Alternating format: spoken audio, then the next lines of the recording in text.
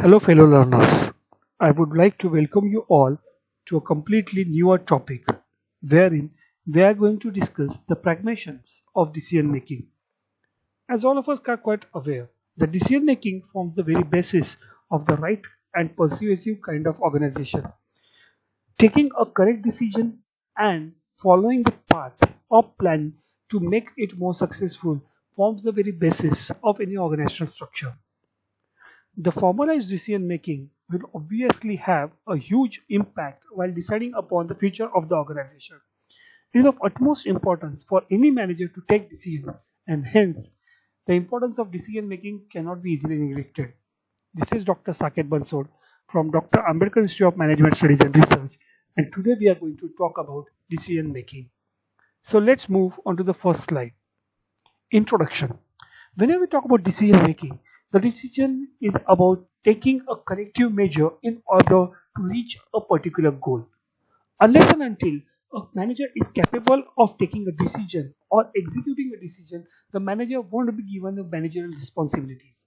And hence, decision making forms a really important play in our day-to-day life. Let us for concept understand that in our day-to-day life as well, we do take n number of decisions like what to wear, what to eat, what to study, where to go, which program to watch, whether we should visit a Netflix or Amazon Prime. In the similar manner, the decision which will be taken in the form of organization, obviously it is going to have a higher impact, it is going to have a repercussion if the decision backfires, and hence forms the very basis in order to have a correct decision. Definition. Decision making can be defined as choosing the best possible alternatives by understanding the pros and cons of every probable and available solution or alternatives. As it is rightly pointed out, beggars cannot be choosers, and hence, unless and until there are two or more probable solutions or options, we cannot take a decision. If there is only one way out and it is chosen, then it does not mean that the manager has taken a decision. And as it is said, there cannot be a single way out. And hence, finding the best suitable or the most pragmatic way to execute the required data in order to reach the desired impact can be categorized under decision making. Concept of decision making. As we can say, it is like talking about individual decision making, group decision making, or even an organizational decision making. The decision has to be executed by keeping in mind the ultimate goal, the capacity of the organization, the probability and the probability of success, and understanding the pros and cons, which we will be learning in detail in the slides to come. Characteristics of managerial decision. As we can rightly say, that a manager is the person who manages the things, but obviously while managing, the manager has to take n number of decisions, and that's why decision making forms the primordial importance while talking about the manager. So we can safely say taking a corrective measure, having a right kind of managerial decision will go a long way from you becoming a manager to a senior manager, or rather climbing the hierarchical steps of your industries. So decision making plays a really important role while executing the plans and reaching the goal. So what are we waiting for? Let's move further and jump into the tide to understand the decision making further. Let us talk about the types of decisions that we regularly encounter. First and foremost, there are programmed and non-programmed decisions. The programmed decisions are which are generally the decisions which are taken in a repetitive measure. So let us for example consider if we have to pay the bill on the 5th of a particular month. These are programmed decisions and need not be rethought before the paying the bill. Whereas non-programmed decisions need some thinking, and they require some sort of apprehension and thinking, as they are being shown or showcased in a primordial way and were never dealt in the similar situation. So non-programmed decision like breakdown will have to be dealt by a manager not on so regular basis, and hence the manager will also have to ensure that there is no loss of man hours and the production process continues, and that's why it is categorized under non-programmed decisions. Next 2 points are major and minor decisions. Major and minor decisions would be, minor decision would be granting a leave to a particular employee, whereas major decision may be deciding the size, shape, or even the color of the product which is going to be produced. So let us for example kindly understand major decision will have a longer and higher impact, whereas minor decisions may or may not require due deliberation of n number of people being concentrated to give a particular decision. So, major and minor decision can also be differentiated based on the number of employees or number of people participating in taking the decision. Operative and organizational decision. So, let us for example consider first what do we mean by operative decision. An operative decision can be categorized under the day-to-day operations. If the execution or the operations are being designed in terms of a company or the organizational structure, then they are categorized under operative decision. Let us, for example, consider an operative decision would be breakdown of machinery, type of shifts, or if a particular person wants to change the shift, then it will be an operative decision. Organizational decisions. Now, organizational decisions will have a higher impact and will gather a larger quantity in order to ensure that the products are being delivered on time, and hence having an extra manpower substituting the people from each and every shift can be categorized under organizational decision. Let us focus further in the three different types of departments and decision. First is personal decision, individual decision, and group decision. Now, personal decision can be directly attributed to the person who is taking the decision. So, a personal decision will differ from an individual decision. Like, if I am taking a leave today, that is my personal decision. I will be working for 10 hours and I will be working in this shift. This is an individual decision. So, manager is capable of taking an individual decision, and every person is capable of taking a personal decision like taking a break, having an off day, in a requiring of CL, or going for any further knowledge extension is a personal decision. Where an individual decision is strictly othered by the people in order to execute what is being planned by the organization. Group decision making. Now let us first and foremost understand the requirement of group decision making.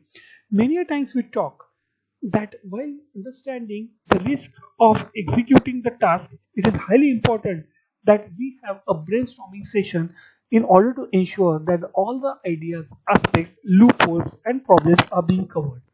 And hence, the group decision making method is being used, where the experts or the number of people participate in taking the decision. Departmental decision. Now, as all of us are aware that there are n number of departments in an organization. It can be a marketing department, it can be a finance department, it can be HR department. So, taking the decision as per the requirement of your own department, departmental workforce, departmental structure would be categorized under departmental decision.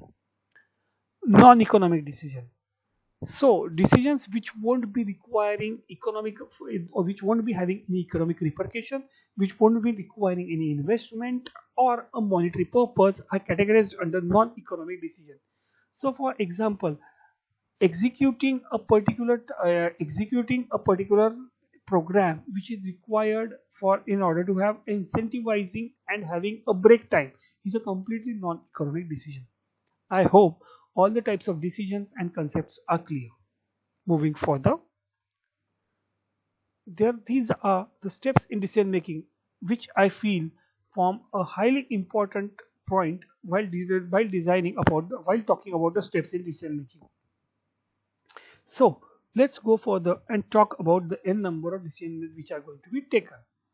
The first is perception and deviation and defining the problem. Obviously, it is of utmost importance that the first step is taken correctly, and hence the organization has to define the problem in the exact and the fewest and the crisp manner. Unless and until we are able to develop and define the problem, we won't be able to finalize the actual solution. Next step would be collection of relevant data. We are definitely sure that this was not the first time that we will be encountering a problem. Neither there are many companies that who haven't encountered the same problem, and hence it is highly important for any organization to go ahead and search for the relevant data, primary and secondary data as well. Primary data would be what type of problem our organization has faced, whereas secondary data would be whether the other industries faced a similar situation, similar problem, and how they handled it, which would be required to form the very basis of handling the problem. Next point would be diagnosis and analysis of the problem. It is highly important that while we analyze the problem, it is being diagnosed in a particular manner. If the problem is if not analyzed in a particular manner, it won't give us a sufficient number of solutions and hence would be unsolved, or which would be requiring n number of options, and hence it would be end-to-end solution which can be diagnosed. Finding the root cause of the problem. Every problem should be broken down in small number of pieces, or rather small number of steps, so that the root cause of the problem is being analyzed and finalized. Finding the root cause will enable the manager to solve it in more pragmatic and efficient way. Identification of resources and constraints. It is like carrying out the SWOT analysis of our organization. Every problem has a solution, but it is highly probable that a single person cannot provide a solution to a particular problem in all the state of matters, and hence finding the resources, it can be man, money, machine, material, or method, and also studying the constraints that we have. It can be financial constraints, it can be technological constraints. Before handling the problem, the firm needs to be sure how the resource and constraints are being handled. Development of criteria for successful solution. Obviously, the success is a definable characteristic, and hence the organization should define and decide how they define success and how the problem can be solved. So it is highly important that we need to decide the criteria to understand the implementation of successful solution, and it can be executed. Next logical step is generation and development of alternatives. As we rightly pointed out and said, there cannot be a single step to work on a particular matter, and hence there needs to be different types of alternatives from which the best possible alternative can be chosen as a solution. It is highly important and relevant that while generating and developing alternatives, the brainstorming session should be carried out in order to have a number of options and ideas before jumping further and taking up a single idea. Next is evaluation of alternatives and selection. So what we can safely say that in order to have a relevant alternative, there need to be a number of people who can judge and understand the pros and cons of the given concept. Unless and until the available alternatives are being judged in terms of pros and cons, we cannot safely say that the best possible alternative was chosen. Moving further, the decision which is being implemented should be monitored, so that an implementable decision after being monitored should be given in a particular feedback.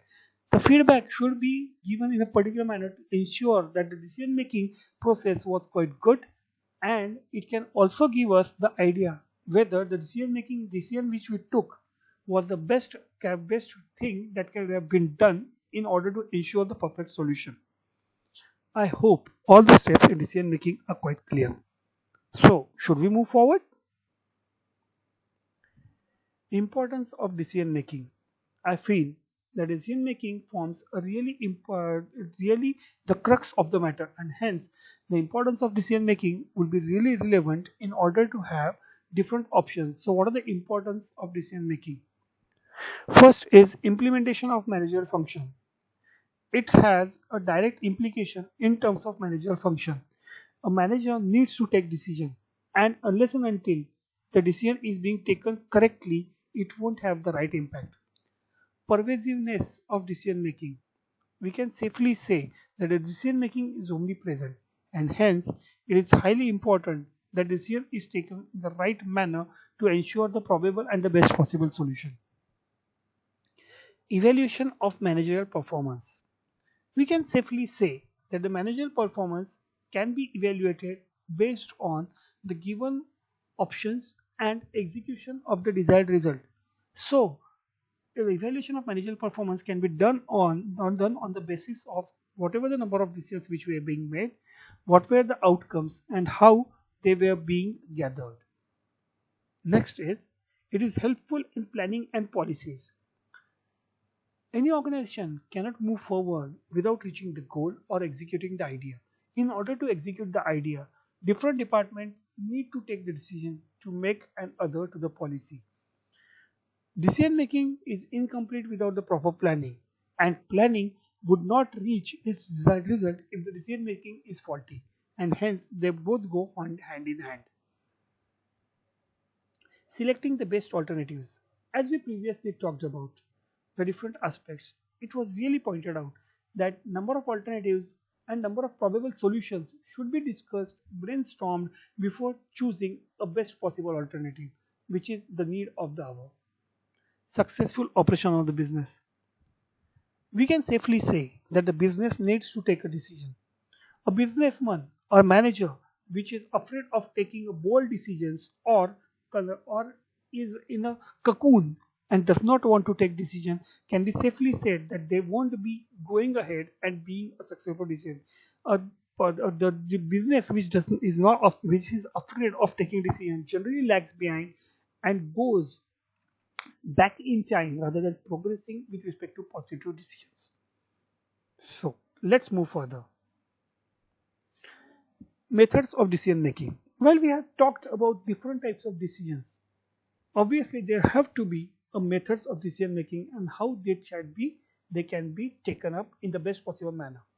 First method is voting.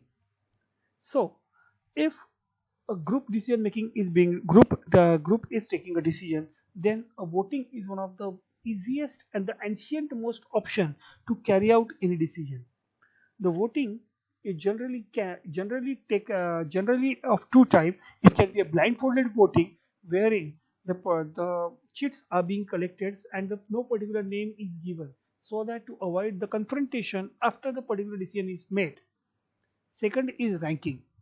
The alternatives are given ranks and the alternative with the best possible score of rank is selected. Next method is scoring. Different alternatives are given score out of 10 or out of 5 so that the total is being made and the alternative or the option or the decision with maximum possible score is selected. Fourth point in the methods of decision making is multiple votes and voting rounds.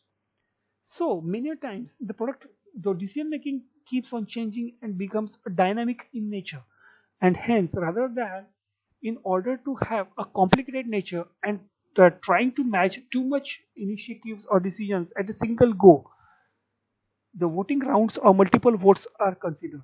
So in this type of decision making, a decision is made to eliminate the weakest of the alternatives or the easiest of the alternatives which will not be able to give us the full solution. And hence, rather than choosing the multiple votes and voting rounds, eliminate the worst possible or the weakest possible solution in order to have a better decision making. Last but not the least of the point in methods of decision making is convergence or Delphi method. In Delphi method, the the people who are experts in the matter are kept at a distance. They cannot see each other or listen to each other and still carry out a discussion. As it is generally said, the presence of the people or the physicality presence can change the way we think, talk, and change our decision. So, a Delphi method believes in distancing wherein the experts are being centered or experts are being tailored in a separate mechanism and they can still hear each other and still they can discuss the decision making pros and cons so that an individual's bias or individual's dominance is not reflected but everybody is given the equal amount of pleasure, equal amount of sociality to take a right decision. Well, I feel that we are quite clear about today's topic. That's it for today. I hope that the decision making concept could be clear and it will be helpful for your learning. Thank you. Thank you so much.